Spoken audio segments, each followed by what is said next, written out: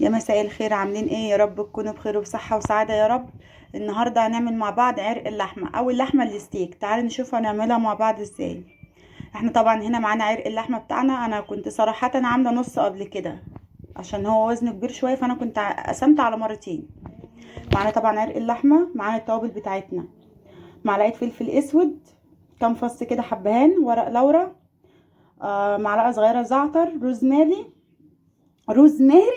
عفوا، ورشه جوز الطيب. تعالوا نشوف هنعمله مع بعض ازاي.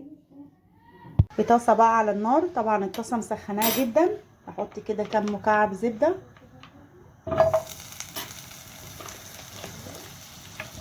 ونحط طبعا شويه زيت عشان خاطر ايه الزبده ما تتحرقش.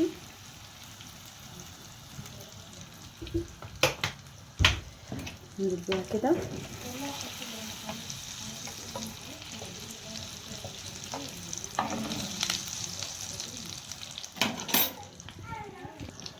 هننزل بقى باللحمه بتاعتنا. بسم الله الرحمن الرحيم. هننزل بقى بالتوابل بتاعتنا. بسم الله.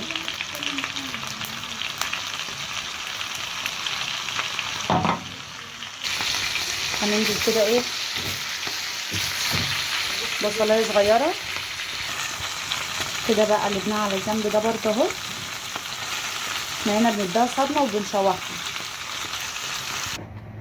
كده بقى. شوحنا اهو. طبعا هنا معانا بصلايه ايه صغيره، نحط عليها معلقه كده عسل ابيض،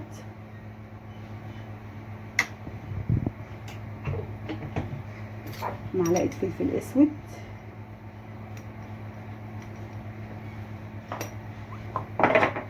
نعمل بقى كل ده كده.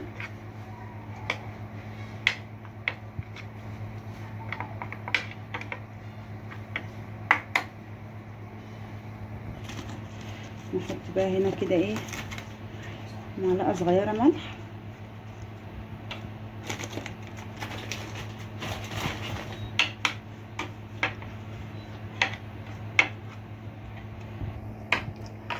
انا هنا مش بعمل فتحات واحط فصوص هنا توم في النص وكده، لا، عشان لما باجي اقطعها كده شرايح بيبقى فيه الفتحات بتاعت الفصوص التوم دي بتبقى جايه في النص كده، بيبقى شكلها مش قد كده، بالذات بقى لما تكون هتقدمها مثلا لو حد عندك او كده، يبقى الشكل مش لطيف.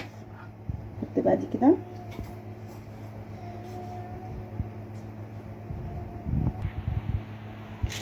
كده سيبناه يتبل اهو. هنلف بقى بورق الايه الالومنيوم. بسم الله الرحمن الرحيم. نلفه كده لفه محترمه.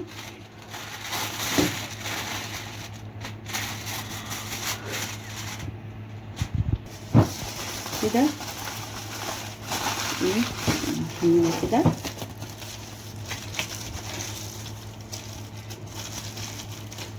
بس كده توينا الجريمه.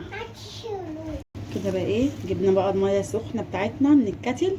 نحط بقى حبه كده حلوين.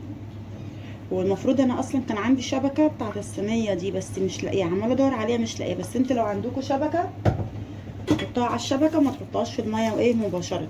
بس انا عشان طبعا بتعامل في الحاجات دي وعارفه ايه كده، فبحطها على طول. احطها بقى في الفرن على درجه حراره 200 لمده ساعه وارجع لكم تاني.